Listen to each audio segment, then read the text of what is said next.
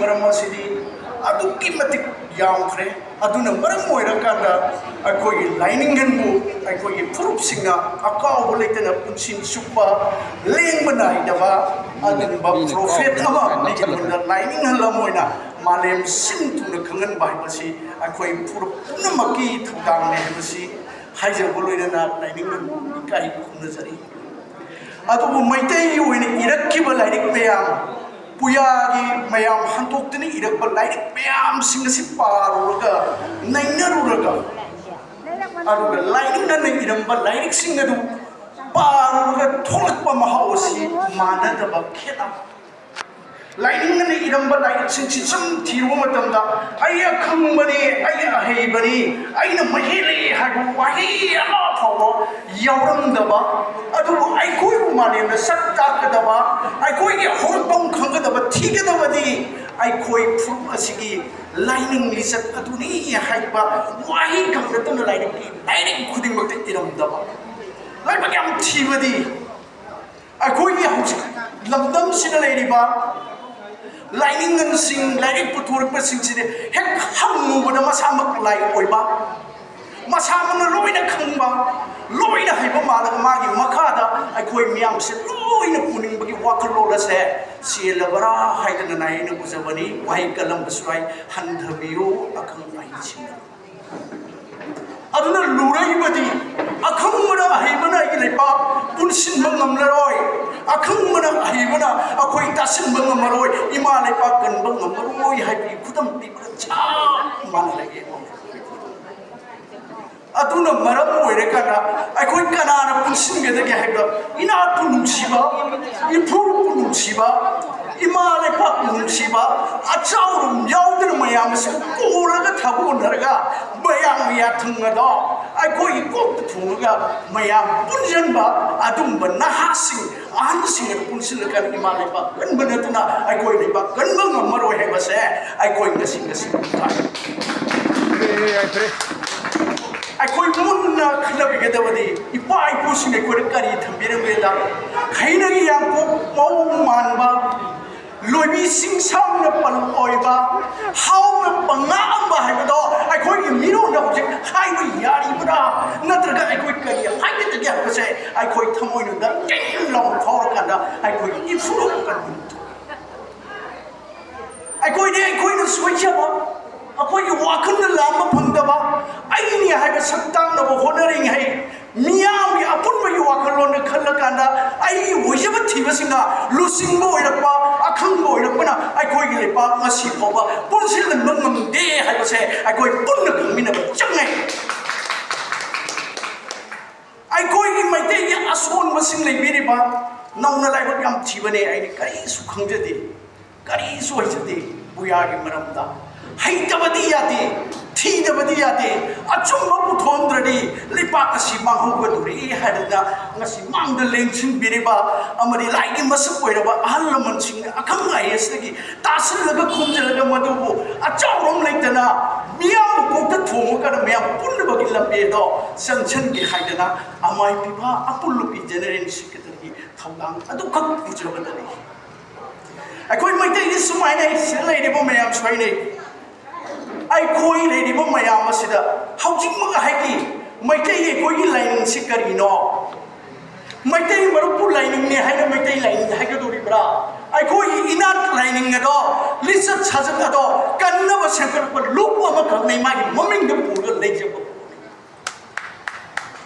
अपो पमरु कनानो अखोई की टेंगबान बु सेमिरिबा अखोई पुरोपु बिरलिबा अमम अंगान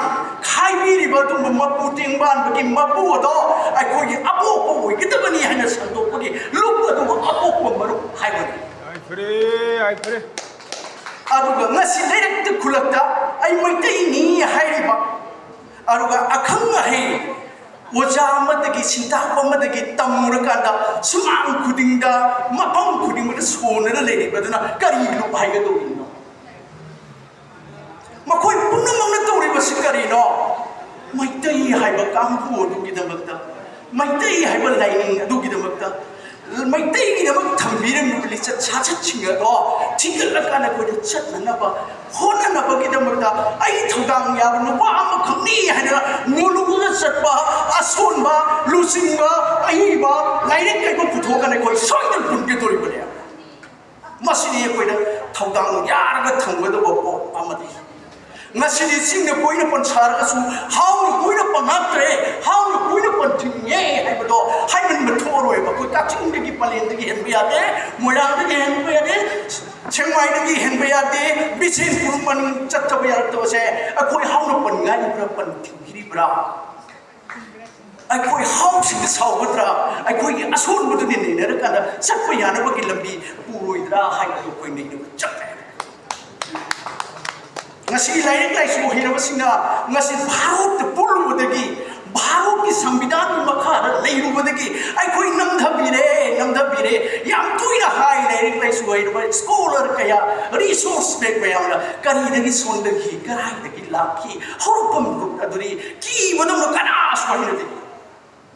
Meetei namda ki bagi maram di kari lagi aku ini lain mahan kiba aku ini iet mahan kiba aku ini sanabi mahan kiba aku ini taksi kati thokolor senakam lor do mahan kiba dengan ngeci Meetei manong nilai minat biba lepa kasih minat ba homin narak lepa kamin narak lepa aku ini yellow missing se aku ini wiri bra apun bagi wangang bra tanah tasan nada ki betul lagi ki kita bernete yang nak boleh kita bernete Meetei ni tu bukan Meetei lipat Meetei pulang ni sekali lagi no matam lagi research saja wangang sangga luiner mati neram masing lagi mau madu kau pulang bayar ni pulang bayar nasi kau ni sangai ba kau ini ibarat ibunan layu kerana Thouram ibarat research saja Laaininghan itu kaya kau lagi nasi ni kau ni lau sebagai wane ngarang ngahan betul dah aku ini kari hina ki orang mi pun si malem mi oi bukan dah aku ini lau mi oi ni bapur mana aduh bapur rutin bayar oi aku sahau betul Mui wakil tanah ba, aku kari wakil kengani aku karam no pula aku kaya tinna gani hari wakil lola da utuo kana aku ini wakil lamsing macam ni sini Meetei sini aku ina hajat ni kaya amuk suara kaya hari masih waro biro Meetei ni akang hari kaya amayo ang suara tapi bumba ulasing kaya amusulai Meetei ni ina ni sekolah betore ngasih Meetei cepat aku bilang menilai muka Sali madu lai sun melai menupa ado na sol ma hek ho da gina hore loi pa sarkari hai ye che Meetei sali ma mana asol madu ko boi wani asai madu ko boi wani wari ni madu ko boi wani mari sok kang khang de ado ni mathakta waro ni mani aro sol ma sing che maranai khangi miyam kangan de miyam ta na ba sol de Soli madu na kari hai ni hai basa ai koi ya suman mana de mi atop ka ai koi gidi kari hai kita kaya amu na muda tu ting kung ting lo ni ga hai na horak na tu kong choi ni madu loi ni yong ni yor ka na koi na tong ba da thuk tang che si ni na son ba de ki horak ni ba ahan mo ter koi le rang da ba korong mun ding hi manim le sim ding hi na ting wan ba si le rang ding hi ki lai pi rang la ba tu la ba ma pu tu de ki ninja ra ga tu teng kong teng lon de ki to re har ka ko ji ngoi ni na han sim ko la hai dong de ba sha cha tu kong ting ge nu ko hai na koi phu ga ga chi ni ko Meetei ni alam sila lekai tu muda kungang kuninga hayram bo wafu madu ni ngasi ni tu kong masa aku ina han sini wakan yau daba ngasi scientific boy daba ni hai bari maram madu da ngasi ai mang na sili ba imphal pure la sini amo kham yo bong da lady wan lam madu bi lokhong hedala ising na saura kan ising ni do ngak ko man hala kana adu ba pal la du kai da lu sim ko ma si do kadai da sat khre ngasi lengak sing ni bra tu kong sing na ya hai bra adu na ngasi ngang na riba sao khan da ma yo ni han phan ma yo se da hek thang na ba hek thang na ma gi ma gi thei lo khom do phun jin na lam kan janu kan ising chen na bam le ta ngasi akhara pa cha pai bam lo thong gat kani hai na ma lo thong gat adu gi iram sing da chen thok phom le ta ngasi ni phum gal la ga thiraba leifak ama khunai ama haiba do koi oire ise ai khoi lai so la ko khangna so laktaba ai khoi tarak ta buna ni aga muk su ai nei Meetei ai khoi ni manati sino mai pa mayam sin pura pura ai na ki kayam kumna thiru ro no kayam kumna nei na ro kanda manati ha do ai ni yengjera puri ai ni het lai jeri ba yu khong ra pham Meetei lai fucking nei ba akoi ma soul li ma sing wari li ma sing do ai thi jere ka ni de kin na no Canada Meetei cham ma nei Meetei khoi na khangom ko ba de ki ai khoi na nei na wat pa de ki asun ba tuna ma na hai na ba tuna summa loi summa boy ni ne yen ha na ma na to boy ni khoi na la le bo lai de ka ni no tingwa no simbi ba ma po aruga ai khoi lam da mosi le ba munu yum thong kudingi ayung na kon thabiu numida na kon sinbiu haidana san thoma pan ba lai ni bo mari ima lai more sina ta ba lai ma ta khoina ningba lai te thauram khuding ri si khatani ko tu si aruga khoi ni khang na ba thambira ba lai so la da ai khoi ma pu oi ba ma hakti ma ki minglen ming thol khoina loi ba nai na ti ma pham ma da Hawaii itu dah, magi sih thar itu, mami ngambil tu, tu dah lepas apa. Aduh, masih ni minglen min thar, suai di wani, ngasih apa maru nak putui kasih. Tengah lu mau kau thok tena, lain dah mau kau thok tena apa maru nak pudamba, thami thoram, ama katang putuk you hai kena, apa maru cini itu kumali. Meetei maru suatu mangai. Aduh, balai thau tu mami itu kau ini thar loi bengai. Nai vanati, mafam amada na ma hayrang wadi amada hayrang wadi. Adugi maming ya do khena wadu na asui ba hayri basi. Ai koi na nai na gatori ka asui. Sino maram moira kanda, ai koi na kari gumba ma tu matam da. Ai koi na tara lukat ba hai, lukat pa sayam no nei. Asum mo ya him wagi dong koi lukat pa kaya yaw di.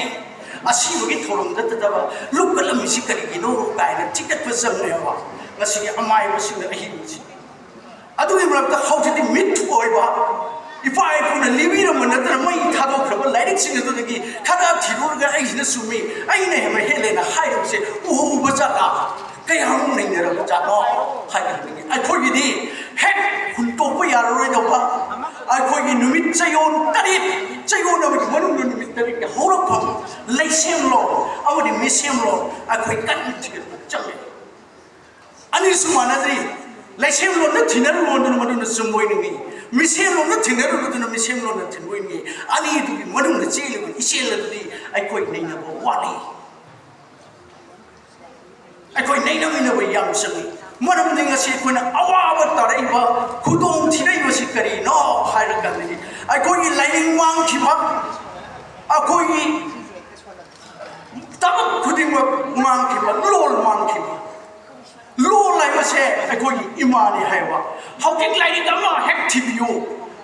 Mi marul tu lu ma boy ning dera. How can kau ini pun lai sing mi marul tu lagi. Aku ini lon hat kau itu sing chen dah kau ni. Aku ini na sing chen lai kan mi itu si hai ni hai ni. Tui tawa, ayi wa mat tu tolak tu ni ni. Hai ni yo tu. Aduh nak kari hai. Aku ini Meetei sing chen. Hai dah boleh yo ha. Aku lai su hai lu rama. Miam di hawa koi ni tiga tu bersih tu nak kari hai kita. Hek ayuk nunga lakukan lagi. Yum me kuni ni Meetei tu form mana itu wahi kerana lagi. Kari hai kita. Nasi mama mapa orang apa, mapu mabel si orang betul na. Magi nongling kalau betul ba, ay yumi ni orang betul ba. Angang si tumba orang pun macam dah hauro ina. Hautok tak boleh kaya macam yum macam layang ada apa kau ini apa sih? Hauro hai si kari no, sini kari puri, kari hari no. Aduh ini macam dah, namu ya hauro bro. Hau si kau ya hauro tak? Mada ini siapa? Nang namu yang nama namu mira petin mada, mira tunggu itu semua itu itu ina. Nunggu ini mada dah tambiri kau ini. Lu berapa macam mada? Ngasih ni nanti ya aku. Aku ini nanti. Aregi nasi waro biroi CSO single ni ba ngasi miam chili ba singla migi phaja ba lai pe yaw ba mi par ta mo nga ka ko dai ai koi mi ani gak tin na ga ni tiknong he tanong he cha ja ꯑꯗꯨ ꯑꯩꯈꯣꯏꯅ ꯀꯔꯤꯒꯨꯝꯕ ꯑꯆꯧꯕ ꯊꯧꯔꯝ ꯑꯃ ꯄꯥꯡꯊꯣꯛꯀꯦꯅ ꯈꯜꯂꯒꯗꯤ ꯇꯔꯦꯠ ꯇꯔꯥ ꯊꯣꯛꯅ ꯈꯟꯅꯧꯅꯦ ꯃꯗꯨ ꯁꯣꯏꯕ ꯍꯧꯅꯕ꯭ꯔꯥꯅ ꯑꯩꯈꯣꯏꯗ ꯇꯥꯒ ꯊꯝꯕꯤꯔꯝꯕꯗꯨꯗꯤ ꯇꯔꯦꯠꯁꯨ ꯈꯪꯗꯦ ꯇꯔꯥꯁꯨ ꯈꯪꯗꯦ ꯇꯤꯡꯅꯕꯁꯨ ꯈꯪꯗꯦ ꯁꯨꯝ ꯂꯩ ꯇꯥꯟꯅꯕꯗꯤ ꯈꯪꯉꯤ ꯑꯗꯣ ꯇꯥꯟꯅꯕꯤꯗꯕꯒꯤ ꯈꯟꯅꯕꯗꯨꯕꯨ ꯈꯪꯉꯤ ꯍꯥꯏꯅ ꯊꯦꯡꯅꯔꯛ ꯁꯤꯕꯨ ꯃꯩꯇꯩꯔ ꯑꯗꯨꯅ ꯃꯔꯝ ꯑꯣꯏꯔꯀꯥꯟꯗ ꯑꯩꯈꯣꯏꯒꯤ ꯊꯧꯅꯥ ꯂꯤꯡꯖꯦꯜ ꯄꯨꯝꯅꯃꯛ ꯃꯥꯡꯅꯩ ꯀꯠꯊꯣꯛꯄꯒꯤ ꯆꯥꯡ ꯋꯥꯠꯂꯦ ꯑꯩꯈꯣꯏꯒꯤ ꯂꯩꯉꯥꯛ ꯄꯥꯏꯔꯤꯕ ꯍꯧꯖꯤꯛ ꯃꯄꯨꯗ ꯃꯤꯡꯗꯤ ꯄꯟꯖꯔꯣꯏ ꯅꯨꯡꯉꯥꯏꯇꯦ ꯏꯔꯩ ꯆꯥꯎꯔꯕꯅꯤ나 ꯑꯩꯒꯤ ꯃꯩꯇꯩꯒꯤ ꯊꯧꯔꯝ ꯑꯃꯈꯛ ꯇꯧꯕ ꯅꯨꯃꯤꯠ ꯃꯔꯤꯒꯤ ꯁꯦꯃꯤꯅꯥꯔ ꯑꯃꯈꯛ ꯗꯤꯁꯀꯁꯟ ꯑꯃꯈꯛ ꯇꯧꯗꯦꯅ ꯂꯩꯉꯥꯛ ꯍꯧꯖꯤꯛ ꯄꯥꯏꯔꯤꯕ ꯑꯃꯒꯤ ꯃꯌꯨꯝꯗ ꯆꯠꯂꯒ ꯃꯩꯇꯩꯒꯤ ꯏꯁꯥꯒꯤ ꯑꯗꯨꯒꯨꯝꯕ ꯆꯨꯞ ꯑꯣꯏꯅ ꯂꯩꯕꯤꯔꯀꯥꯟꯗ ꯉꯥꯛꯄꯤ ꯑꯣꯏꯔꯒ ꯃꯩꯇꯩꯒꯤ ꯑꯣꯏꯔꯒꯗꯤ ꯁꯨꯡꯌꯥꯎ ꯌꯥꯎꯔꯣꯏ ꯄꯩꯁꯥꯗꯨ ꯁꯨꯡꯀꯠ ꯀꯠꯄ ꯉꯝꯃꯣꯏ ꯑꯩ ꯋꯥꯡꯗꯔ ꯑꯩ ꯉꯥꯏꯌꯦ ꯃꯩꯇꯩ ꯀꯃꯥꯏꯅ ꯀꯟꯒꯗꯒꯦ ꯑꯗꯨꯒꯤ ꯃꯊꯪꯗ ꯑꯃꯨꯛ ꯑꯩꯈꯣꯏꯒꯤ ꯃꯣꯏꯔꯥꯡ ꯊꯥꯡꯖꯤꯡꯒ ꯍꯥꯏꯗꯅ ꯊꯥꯡꯖꯤꯡ ꯍꯥꯏꯁꯤꯅ ꯂꯥꯏꯒꯤ ꯃꯃꯤꯡꯅꯤ ꯂꯝꯗꯝ ꯑꯁꯤꯕꯨ ꯑꯩꯈꯣꯏꯅ ꯀꯔꯤ ꯂꯥꯏꯁꯤ ꯀꯧꯏ ꯂꯥꯏꯁꯤꯔꯣꯝꯗ ꯆꯨꯞ ꯌꯨꯡꯕ ꯃꯤꯅꯤ ꯍꯥꯏꯗꯅ ꯂꯥꯏꯁꯤꯔꯣꯝꯒꯤ ꯑꯊꯧꯕ ꯄꯨꯕꯗ ꯃꯥꯅ ꯄꯥꯝꯕꯗꯨ 5,500 ꯃꯥꯅ ꯑꯩꯈꯣꯏꯅ ꯀꯧꯕꯁꯦ ꯑꯍꯨꯝꯂꯛ ꯀꯧꯏ ꯂꯨꯄꯥ 8,000 ꯆꯪꯏ ꯑꯗꯨꯝ ꯍꯥꯞꯇꯨꯅ ꯆꯠꯀꯦ ꯋꯥꯟꯗꯔ ꯑꯃ ꯂꯩꯉꯥꯛꯄ ꯑꯩꯈꯣꯏ ꯀꯔꯝꯍꯥꯏꯅ ꯄꯨꯟꯒꯅꯤ ꯍꯧꯖꯤꯛ ꯍꯥꯏꯕꯗꯗꯤ ꯑꯗꯨꯝ ꯈꯛꯇꯅꯤ ꯀꯔꯤꯒꯤꯗꯃꯛꯇ ꯑꯩꯈꯣꯏ ꯚꯥꯔꯠꯇ ꯑꯩꯈꯣꯏ ꯇꯣꯟꯅ ꯇꯤꯟꯒꯅꯤ ꯚꯥꯔꯠꯇ ꯑꯩꯈꯣꯏ ꯃꯤꯈꯥ ꯄꯣꯜꯂꯒ ꯇꯣꯟꯕ ꯅꯠꯇꯦ ꯃꯤꯁꯤꯡ ꯋꯥꯟꯖꯗꯕ ꯑꯩꯈꯣꯏꯒꯤ ꯆꯠꯅꯕꯤꯕꯨ ꯀꯜꯂꯛꯇꯅ ꯅꯝꯗꯨꯅ ꯇꯤꯜꯍꯟꯕꯒꯤ ꯋꯥꯈꯜ ꯂꯩꯕꯗꯣ ꯆꯞ ꯆꯥꯅ ꯃꯤꯀꯞ ꯊꯣꯛꯅꯅꯕ ꯑꯩꯈꯣꯏꯒꯤ ꯂꯪꯂꯥ ꯂꯪꯖꯤꯜ ꯄꯨꯊꯣꯛꯂꯒ ꯋꯥꯍꯩ ꯀꯣꯟꯐꯝ ꯆꯠꯅ ꯄꯊꯥꯞ ꯑꯩꯈꯣꯏꯒꯤ ꯂꯥꯏꯅꯤꯡ ꯂꯥꯏꯁꯣꯟ ꯑꯩꯈꯣꯏ ꯄꯨꯊꯣꯛꯄ ꯆꯪꯏ ꯂꯥꯏꯅꯤꯡ ꯍꯥꯏꯕꯁꯤꯕꯨ ꯑꯩꯈꯣꯏ ꯃꯩꯇꯩꯗ ꯈꯪꯗ꯭ꯔꯤ धर्म है लाइनिंग हेरकनी अदुने हेरकनी लाइनिंग लाया वसिना कोई पीनिबा ngami basi kani oi tilu ma'am लेने पियो आइना तोबुंग मोइदबा आइना दि पामजबा फंगमदि मोइदबदो लाइना पिरा जिंग मी एन लाइना पिबो ngami अदुना लाइना नि बुदु थुंगन ngमेना लाइनिंग कोबि मने बा कोइ जे तुम वाना पुग चचब कोनेबा सिबु वा को थिलेन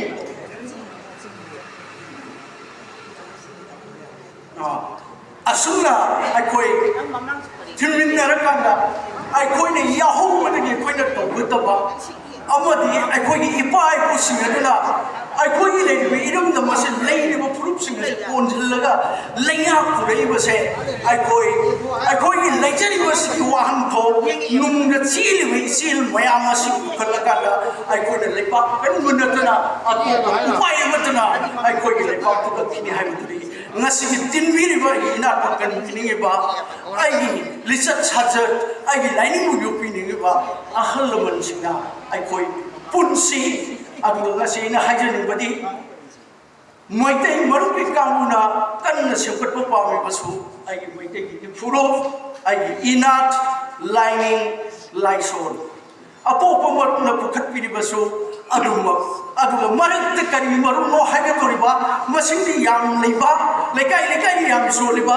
amai biba singa kari thonga tori bunoi khanjade ai koi pura punjhalakana yenari ba yana trimado nungsinar kana koi punjhalakana sino oiragadi ai koi lepa ke thobu oigani haibase nungsi sanarakana yagane ha aina maitai marum ni ai maitai marum tu chumi aina popani aina popor tu chumi aina khara tamur ta chumi hadan yendara ga leragani ai koi punna bagi lambi leire roi haibase ngasi maitai gi maruki lingbiriba ahal oiraba ai wajaibumo lengsin biriba mayam tinbiriba khoi puna khoi amat toiro wa khalonda achau rom thado ganda ai koi maitai bu kalambada maitai bu pulam bam oragadi ngasi leiriba फमबारबो मिचल लेरिबो सिंगि अखोगी मिरोल अदु मदा थका यारि बतुना हेन माले मसिन मसक ताहुबा मी ओइगनि Mitchell फाव ओइगनि हानि वाखलोन से तासिम बिरे हैरा कांदा लाइनिंग एन बिरबा अखोई चना कालो अखोई लाइनिंग सिना लेबा असि कुलकादा मालेम न लेरिबो फुरु खुटिंग सु तासिम लेदर मैते इना से मालेम न संतोप ngamba मिपुम खुदि मुसाना लुना तौबा लेमिनबो फुरु बमतबु मचा अचोब लेतेदा खाइदोक्तना मुनगिदबा दु फुरु अमनी मैते हाइबसे मालेम सक ताकमिन सी हाइबो वापु मसि थमजरगा ngasi दमुतदि ख्वाइ कुनुदि काइया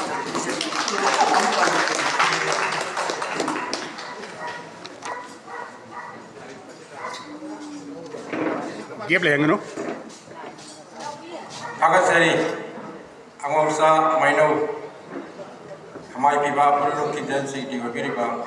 Yang Pazawapum, Birmingham, Agacha, Kundose, Makatarek Pada, Angzam Ranjit, retired professor, Dem University, Mapok Kradang Tambinaba.